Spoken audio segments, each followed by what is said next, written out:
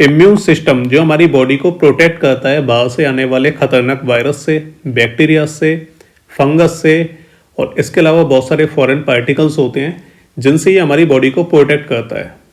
लेकिन एक कंडीशन में क्या होगा कि यही जो इम्यून सिस्टम जो हमारी बॉडी को प्रोटेक्ट कर रहा है, यही हमारी बॉडी के लिए खतरा बन जाए, यही हमारी बॉडी को नुकसान पहुंचाने लगे, तो उस केस को हम क्या बोलेंगे? इस कंडीशन को हम बोलते हैं हाइपर सेंसिटिविटी रिएक्शंस, जिसमें जो हमारा इम्यून सिस्टम रहता है वो क्या है, बहुत ज़्यादा ओवर एक्टिव हो जाता है या फिर बहुत ज़्यादा हाइपर एक्टिव हो जाता है, जिसकी वजह से वो हमारी बॉडी को जो है नुकसान पहुंचाने लगता है अलग अलग तरीके से। तो इन तरीके कौन कौन से होते हैं इनके बारे में हम वीडियो में डिस्कस करेंगे। और आज हम पढ़ने वाले हैं एक मोस्ट इंपोर्टेंट टॉपिक जो हमारा हाइपर सेंसिटिविटी रिएक्शंस। चलिए वीडियो को स्टार्ट करते हैं और समझते हैं इस पूरे के पूरे टॉपिक को। शुरुआत करेंगे इसके इंट्रोडक्शन से। तो before we understand what is hypersensitivity reactions, सबसे पहले हम समझते हैं कि इम्यून सिस्टम क्या रहता है।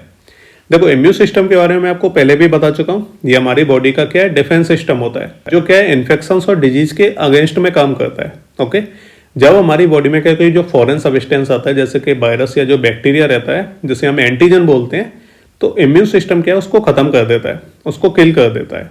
ओके, और इसमें क्या एक और हमारा टर्म रहता है एंटीबॉडीज, जिसके बारे में मैंने आपको पहले भी काफ़ी बता दिया है। ये जो एंटीबॉडीज रहती हैं ये क्या होती हैं?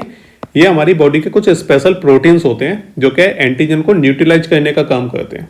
ठीक है, तो ये हमारा इंट्रोडक्शन हो गया इम्यून सिस्टम का।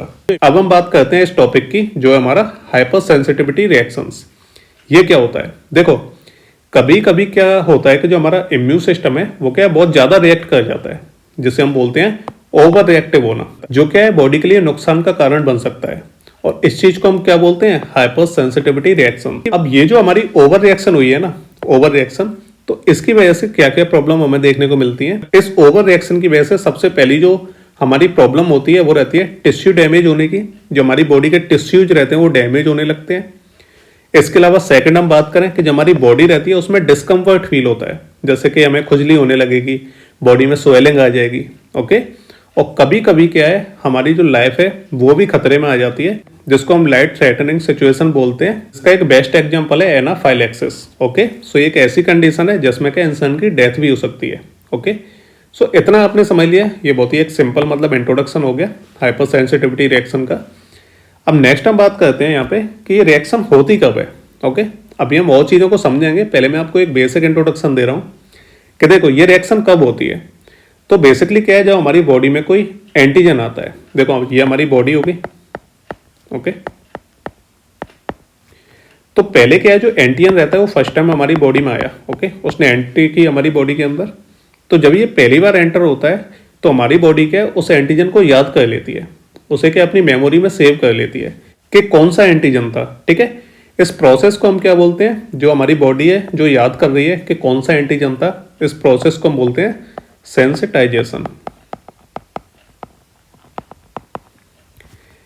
ठीक है, तो सेंसिटाइजेशन क्या रहता है कि फर्स्ट टाइम जब हमारी बॉडी के अंदर एंटीजन आता है तो बॉडी क्या है उसे याद कर लेती है कि कौन सा एंटीजन था। ओके, इसके बाद क्या रहता है कि जब यही एंटीजन जब दोबारा हमारी बॉडी में आता है, ठीक है, तो उसको देखकर क्या है जो हमारा इम्यून सिस्टम रहता है वो क्या है बहुत ज्यादा रिएक्ट करने लगता है। और ज्यादा रिएक्ट करने की वजह से क्या है जो हाइपर सेंसिटिविटी जो रिएक्शंस होती हैं वो शुरू हो जाती है हमारी बॉडी के अंदर। ठीक है, सो इस चीज को हम बोलते हैं हाइपर सेंसिटिविटी रिएक्शन। ओके, तो आपको इतना समझ में आ गया होगा। ठीक है, चलिए अब इसके क्लासिफिकेशंस की तरफ बढ़ते हैं। अब ये जो हाइपर सेंसिटिविटी जो रिएक्शंस रहती हैं ना, तो ये टोटल हमारी 5 टाइप की रहती हैं। टाइप 1 हो जाता है, टाइप 2, टाइप 3, टाइप 4, टाइप 5 हो जाता है। ओके, सो इन सभी के बारे में हम पढ़ेंगे। तो सबसे पहले हम क्लासिफिकेशन देख लेते हैं। एक बहुत ही सिंपल सा क्लासिफिकेशन है इसका, तो इसके बारे में देख लेते हैं हम पहले। अब इसको हम क्या देखेंगे on the basis of Gale and Kums classification. Gale and Kums classification क्या होता है? एक साइंटिफिक सिस्टम है जो हाइपर सेंसिटिविटी रिएक्शंस को अलग अलग कैटेगरीज में क्लासिफाई करता है। तो यहाँ पे हमारे 2 साइंटिस्ट थे, जिनमें से एक का नाम था रॉबर्ट कुम्स और दूसरे का नाम था फिलिप गेल, जिन्होंने क्या है 1963 में क्या है ये सिस्टम डेवलप किया था, जिसमें हाइपर सेंसिटिविटी रिएक्शंस को क्या अलग अलग कैटेगरीज में डिफाइन किया गया था। और ये जो हमारा क्लासिफिकेशन है टोटल 5 कैटेगरीज में डिवाइडेड है। ओके, मतलब 5 टाइप की हाइपर सेंसिटिविटी रिएक्शंस होती हैं। सबसे पहले हम बात करते हैं टाइप 1 से लेकर टाइप 3। तो ये जो हमारी हाइपर सेंसिटिव रिएक्शंस होती हैं 1 से लेकर 3rd तक, ये हमारी एंटीबॉडी मीडिएटेड रहती हैं। तो हमारी बॉडी में जो एंटीबॉडीज प्रेजेंट होती हैं तो वो क्या है, इम्यून रिएक्शंस को स्टार्ट कर देती हैं। इसके अलावा सेकंड जो रहती है वो हमारी टाइप 4 से लेके 5, मतलब 4 और 5, ये हमारी क्या है, टी सेल्स या फिर स्पेसिफिक एंटीबॉडीज मीडिएटेड रिएक्शंस होती हैं। ओके, इसमें बेसिकली क्या रहता है, इसमें हमारी बॉडी में टी सेल्स रहती हैं जो रिसेप्टर टारगेटिंग एंटीबॉडी रहती हैं, तो उनका ज़्यादा रोल रहता है। सो ये क्या एक इंट्रोडक्शन हो गया। अब इसके हम टाइप्स की बात करते हैं, और फिलहाल अभी मैं आपको शॉर्ट में बताऊंगा, लेकिन जब हम इनको अलग अलग पढ़ेंगे ना सबको, अभी तो मैं आपको टेबल के हिसाब से बता रहा हूँ, जब अलग अलग पढ़ेंगे तो हम इसका डायग्राम भी देखेंगे और इसको और ज़्यादा डिटेल में समझेंगे। ठीक है, सबसे पहले डिस्कस करते हैं टाइप 1। टाइप 1 का जो नाम रहता है उसे हम क्या बोलते हैं, इसको हम बोलते हैं IgE मीडिएटेड या फिर एनाफाइलेक्टिक। ठीक है, ये हमारी इमीडिएट हाइपर सेंसिटिविटी होती है। इसका जो इनिशिएशन टाइम है, मतलब ये कितने टाइम में शुरू हो जाती है, वो लगभग 2 से 30 मिनट के बीच में क्या है, लगभग इतने टाइम में शुरू हो जाती है। मैकेनिज्म की बात करें तो देखो, इसमें क्या है, जब हमारी बॉडी के अंदर जब एंटीजन जाता है या फिर एलर्जन जैसे हम बोलते हैं, वो हमारी बॉडी में एंटर करता है, तो जो हमारी बॉडी में इम्यूनोग्लोबुलिन ई जो एंटीबॉडी रहती है उस एंटीजन को डिटेक्ट करेंगी पहले तो, और डिटेक्ट करने के बाद क्या है, ये जो एंटीबॉडीज रहती हैं जिसे हम IgE एंटीबॉडीज बोल रहे हैं, तो वो क्या है, मास्ट सेल के ऊपर या फिर जो बेसोफिल्स रहती हैं उनके साथ क्या है, वो बाइंड कर जाता है। और जैसे ही वो उनके साथ बाइंड करेगा तो वो जो, जैसे मैं आपको बताऊं फॉर एग्जांपल, ये हमारी क्या है, मास्ट सेल होगी। तो जैसे क्या है, जो एलर्जन हमारी बॉडी के अंदर आता है, ठीक है, तो उसको क्या है, जो IgE जो एंटीबॉडी रहती है वो अपने साथ क्या करती है, उसको डिटेक्ट करती है पहले तो, और डिटेक्ट करने के बाद ये जो एंटीबॉडी है वो क्या मास सेल के साथ क्या होती है, अटैच हो जाती है। ठीक है, यानी बाइंड कर जाती है। उसके बाद क्या रहता है कि जो मास सेल रहती है ये क्या है, डीग्रेनुलेशन कर जाती है। ठीक है, डीग्रेनुलेशन का मतलब है कि कुछ मतलब केमिकल मीडिएटर्स को जो है रिलीज करने लगती है, जैसे कि इसका बहुत ही कॉमन सा एग्जाम्पल है हिस्टामिन।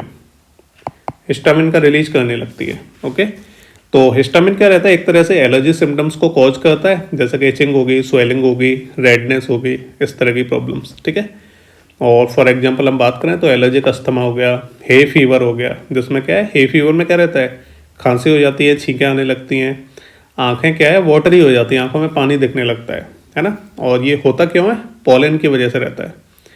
और फिर हमारी एक एनाफाइलेक्सिस रहती है, और इसमें क्या मतलब, ये सबसे सीवियर एलर्जी रिएक्शंस होती है जिसकी वजह से जान भी जा सकती है। ओके, सो ये हमारा पहला टाइप हो गया।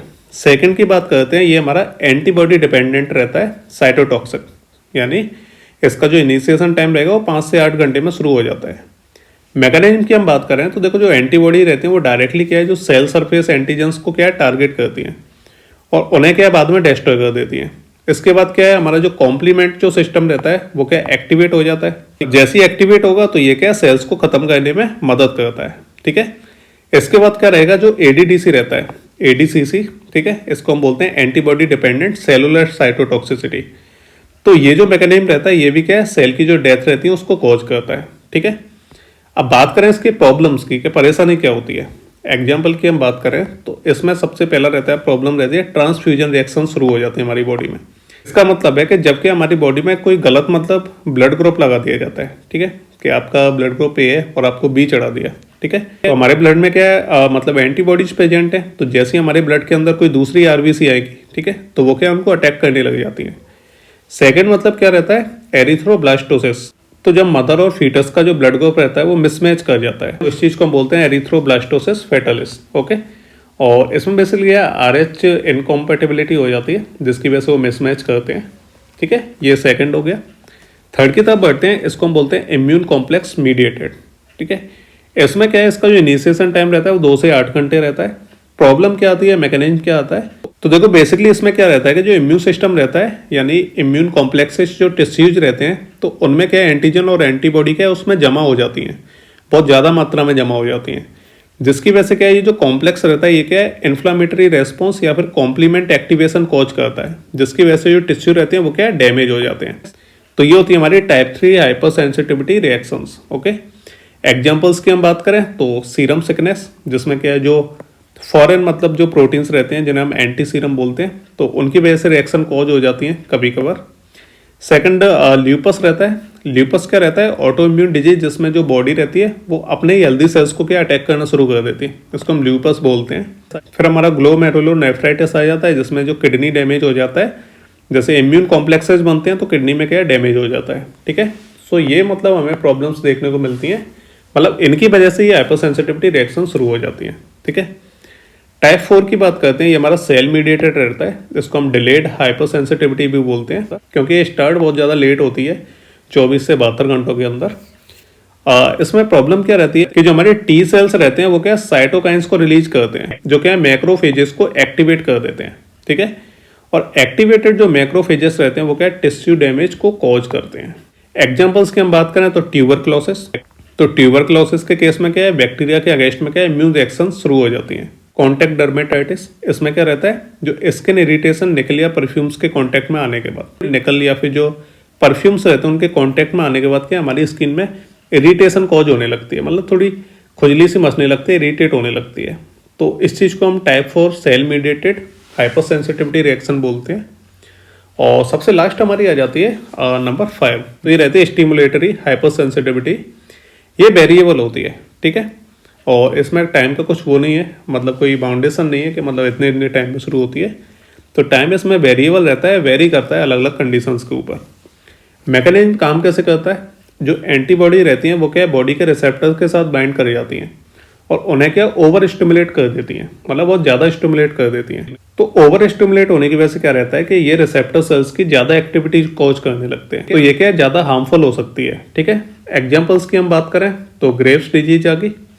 तो ग्रेव्स डिजीज बेसिकली क्या रहता है कि जो थायराइड जो ग्लैंड रहती है वो क्या हमारी ओवर एक्टिव हो जाती है और ज़्यादा हार्मोन्स क्या प्रोड्यूस करने लगती है, जिसकी वजह से हमें क्या है, वेट लॉस, एंग्जाइटी या फिर वीकनेस जैसी प्रॉब्लम्स देखने को मिलती हैं। ठीक है, दूसरा हमारा माइस्थेनिया ग्रेविस। ठीक है, इसमें क्या रहता है, जो नर्व सिग्नल्स रहते हैं वो क्या ब्लॉक हो जाते हैं, जिसकी वजह से जो मसल्स हैं वो क्या वीक हो जाती हैं। ठीक है, सो ये क्या हमने देख लिया, ये हमने हाइपर सेंसिटिविटी रिएक्शंस की क्या देख लिया, हमने इंट्रोडक्शन देख लिया, इसका हमने क्लासिफिकेशन देख लिया। ठीक है, ये हमारा पार्ट 1 हो गया। अभी मैंने आपको इतना ही बताया, इसके बाद अब जो नेक्स्ट हमारा जो पार्ट आएगा तो इसमें हम प्रॉपर मैकेनिज्म देखेंगे किसका, each type of hyper sensitivity reaction. तो इसमें क्या है, अलग अलग हमारी जो 5 टाइप की जो हाइपर सेंसिटिविटी रिएक्शन है इसको हम डिटेल में समझेंगे और एक एक करके स्टेप बाय स्टेप समझेंगे, क्योंकि ये क्या एग्जाम में पूछ लिए जाती हैं कभी कभार। सो स्टेप्स वाइज हम एक एक करके सभी को देखेंगे और इसके डायग्राम्स को जरूर देखेंगे, क्योंकि विदाउट डायग्राम आपको कुछ समझ में नहीं आएगा। एक एक करके स्टेप बाय समझेंगे इसको। ठीक है, फिर हम इफेक्ट देखेंगे, एग्जांपल्स देखेंगे, ओके, फिर टाइप 2 देखेंगे। तो सेम इसी तरीके से क्या हमें सारी की सारी रिएक्शंस को देखना होगा। ठीक है, सो इसको हम जो है पार्ट 2 में कवर करेंगे। तो फिलहाल आपने पार्ट 1 देख लिया, इसमें हमने एक इंट्रोडक्शन जान लिया प्रॉपर क्या होता है हाइपर सेंसिटिविटी रिएक्शंस।